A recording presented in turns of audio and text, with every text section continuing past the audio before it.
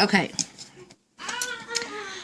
I'm going to show you two different ways of how I soldered the bezel to the backplate.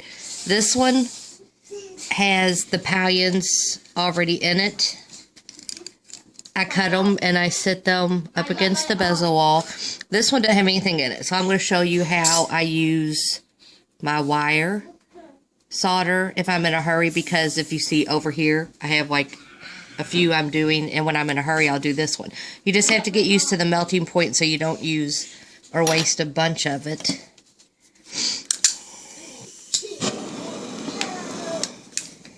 Okay, so like I told you, whenever I do this, I take my back plate right here and I hammer it. I put it on top of my metal plate and I hammer it real hard with my nylon hammer. I flatten it as much as I can, and then I'll actually sit this on top, the bezel wire on top, and I'll hammer it again with my nylon hammer to try to get them to join right here and not have any gaps. I have gaps sometimes, but I'll show you how you can get around that. Okay, so I will evenly heat the outside. And you can see my flux is already dried out because it's been sitting here all night long.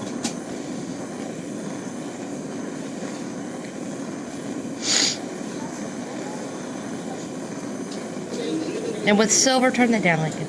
With silver, you have to evenly heat it so it'll flow, because the solder is going to flow.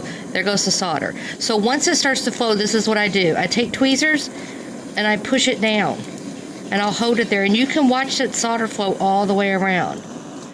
And then that way, you don't have any gaps. It's going to fill in all the way around. Okay, so the next one, I'm just going to show you like a little quickie. You heat this same way, heat it all the way around, heat it evenly.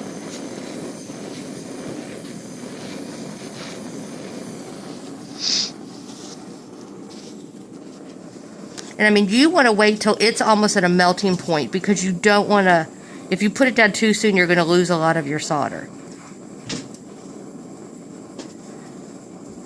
Like I just did. So, put it there, and it's going to flow all the way around because of my heat. It follows the heat. And then I just hold it down, and then no gaps. It's going to fill in all the way around. And if you do see a gap, just go back and reheat that area and just watch your solder flow.